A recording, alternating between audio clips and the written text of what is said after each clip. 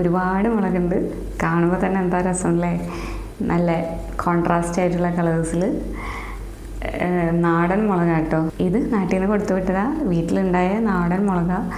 ഇതിവിടെ ഉണ്ടാവുമെന്ന് അറിയാൻ വേണ്ടിയിട്ട് ഞാൻ 2-3 എണ്ണം എടുത്തിട്ട് മുളപ്പിക്കാൻ വെച്ചിട്ടുണ്ട്. നോക്കി വെക്കാം എങ്ങനെ ഉണ്ടാവുമെന്ന്. ഇനി വേറെ എന്തൊക്കെ കൊണ്ടുവന്നിട്ടുണ്ടെന്ന് നമുക്ക് വയ്യേ കാണാം കേട്ടോ. അതുപോലെ സ്പെഷ്യൽ റെസിപ്പീസും ഉണ്ട്. അപ്പോൾ welcome back to my channel. Videos കണ്ടിട്ട് ഫീഡ്ബാക്ക് പറയാൻ മറക്കരുത് കേട്ടോ. ഇത് ഇവിടെ എല്ലാവരുടെയും ഫേവറേറ്റ് ആയിട്ടുള്ള മാങ്ങ. ഇത് പച്ചയ്ക്കും പഴുത്തിട്ടും ഒക്കെ നല്ല ടേസ്റ്റാണ്. കുറച്ച് പുളിയുള്ള ടൈപ്പാണ് കേട്ടോ. അതുപോലെ നാരും ഉണ്ട് ചെറുതായിട്ട്, പക്ഷേ നല്ല മാങ്ങയാണ്. അതുപോലെ ഇത് വീട്ടിൽ ആദ്യമായിട്ടുണ്ടായ പാഷൻ ഫ്രൂട്ടാണ്. അപ്പോൾ അമ്മ എടുത്ത് വെച്ചിട്ട് കൊടുത്തു വിട്ടതാണ്. പിന്നെ ഇപ്പോൾ ചക്ക ആ സീസൺ ആയതുകൊണ്ട് ചിപ്സ് ഉണ്ട്, 2 ടൈപ്പ് ചിപ്സ്, കൊള്ളി ചിപ്സും ചക്കയും. പിന്നെ ഇത് കുഞ്ഞിക്ക് കൊടുക്കാൻ വേണ്ടി ഞാൻ വാങ്ങിച്ചതാണ്. വി ടേസ്റ്റി എന്ന് പറഞ്ഞിട്ടുള്ളൊരു ബ്രാൻഡിൻ്റെ നാടൻ നെയ്യാട്ടോ, ഹോം മെയ്ഡാണ്.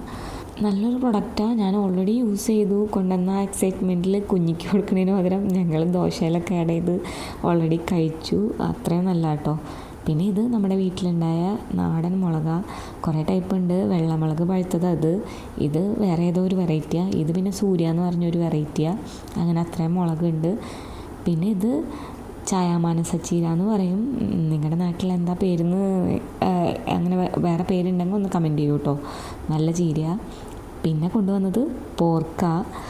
ഇത് 1 kg പോർക്ക് ഉണ്ടായിരുന്നു, നെയ്യില്ല കേട്ടോ. അപ്പോൾ അതിലേക്ക് കുറച്ച് ചെറിയ ഉള്ളി, ഇഞ്ചി, വെളുത്തുള്ളി, പച്ചമുളക് ചതച്ചത് കുറച്ച് ഇതിൽ ആഡ് ചെയ്യുന്നുണ്ട്. ബാക്കി നമുക്ക് റോസ്റ്റ് ചെയ്യുന്ന ടൈമിൽ ആഡ് ചെയ്യാം. പിന്നെ മഞ്ഞൾപ്പൊടി, മുളക് പൊടി, ഇത് ഇവിടെ തന്നെ പൊടിച്ച മല്ലിപ്പൊടി കേട്ടോ. അതാകുമ്പോൾ നല്ല ഫ്ലേവർ ഉണ്ടാവും.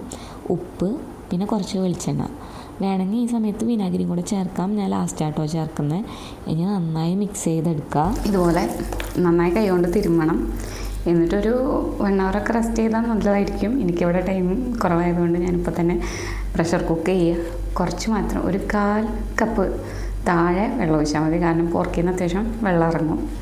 കുക്കറിൽ അടി പിടിക്കാതിരിക്കാൻ വേണ്ടിയുള്ള വെള്ളം മാത്രം ആഡ് ചെയ്താൽ മതി കേട്ടോ. പാഷൻ ഫ്രൂട്ട് കൊണ്ട് ഒരു പുളിശ്ശേരി ഉണ്ടാക്കാമെന്ന് വിചാരിച്ചു. ഫസ്റ്റായിട്ട് ട്രൈ ചെയ്യണതാണ്, എങ്ങനെ വരുന്നൊന്നും അറിയില്ല. അപ്പോൾ പച്ചമുളക്, ജീരകം, തേങ്ങ, കുറച്ച് വെള്ളവും ചേർത്തിട്ട് നന്നായി അരച്ചെടുക്കുക. ഞാനിവിടെ 2 പാഷൻ ഫ്രൂട്ട് എടുക്കുന്നുണ്ട്.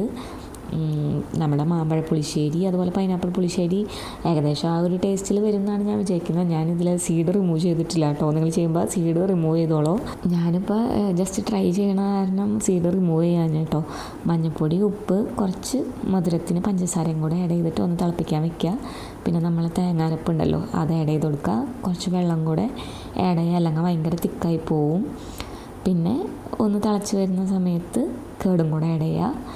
അത്രേ ഉള്ളൂ. പിന്നെ കടുക്, വറ്റൽമുളക്, വേണമെങ്കിൽ കറിവേപ്പിലയും കൂടെ താളിച്ച് ചേർക്കുക. ഇനി ചായമാന സച്ചീര ഉപ്പേരി. ഇത് തൃശ്ശൂർക്കാർക്ക് ഉപ്പേരി ആട്ടോ എല്ലാതും. അപ്പോൾ ഇതിൻ്റെ ഷോർട്സ് വീഡിയോ ഞാൻ ഓൾറെഡി പോസ്റ്റ് ചെയ്തിട്ടുണ്ട് കേട്ടോ. അപ്പോൾ അതിൻ്റെ ഇടയ്ക്ക് കുഞ്ഞ് എണീറ്റു. അപ്പോൾ എൻ്റെ കൂടെ കൂടിയിട്ടുണ്ട് കുക്കിങ്ങിന്. പോർക്ക് റോസ്റ്റ് ഉണ്ടാക്കാൻ വേണ്ടിയിട്ട് വെളിച്ചെണ്ണ ഒഴിച്ച് കൊടുത്തിട്ട് കുറച്ച് ഉണക്കമുളക് പൊട്ടിച്ചിട്ടുണ്ട്. അതിൻ്റെ ഒപ്പം ഒരു സവാള സ്ലൈസ് ചെയ്തത് അതൊന്ന് സാട്ടേ ചെയ്തെടുക്കുക. ഞാൻ ഓൾറെഡി നമ്മൾ മാരിനേറ്റ് ചെയ്ത പോർക്ക് കുക്കറിൽ വേവിച്ച് വെച്ചിട്ടുണ്ട് കേട്ടോ.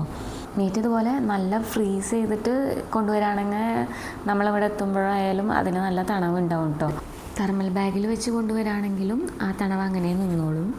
നല്ല സേഫായിട്ട് തന്നെ ഇവിടെ എത്തും കേട്ടോ. ഒനിയൻസൊക്കെ സോട്ടായി വന്നിട്ടുണ്ട്. ഇനി ഇതിലേക്ക് ക്രഷ് ചെയ്ത ജിഞ്ചർ ഗാർലിക്കും ഗ്രീൻ ചില്ലിയും കൂടെ ആഡ് ചെയ്യാം. ഇത് ഗ്രീൻ ചില്ലി അല്ല കേട്ടോ, പഴുത്താനോ റെഡ് ചില്ലി ആയിട്ടുണ്ട്. ഇനി അതിൻ്റെ റോസ് സ്മെല്ലൊക്കെ പോയി എന്ന് ഉറപ്പ് വരുത്തിയതിന് ശേഷം നമുക്ക് മഞ്ഞൾപ്പൊടി, അതുപോലെ ഇത് പൊടിച്ച മല്ലിപ്പൊടി ഇത്ര ആഡ് ചെയ്ത് കൊടുക്കുക.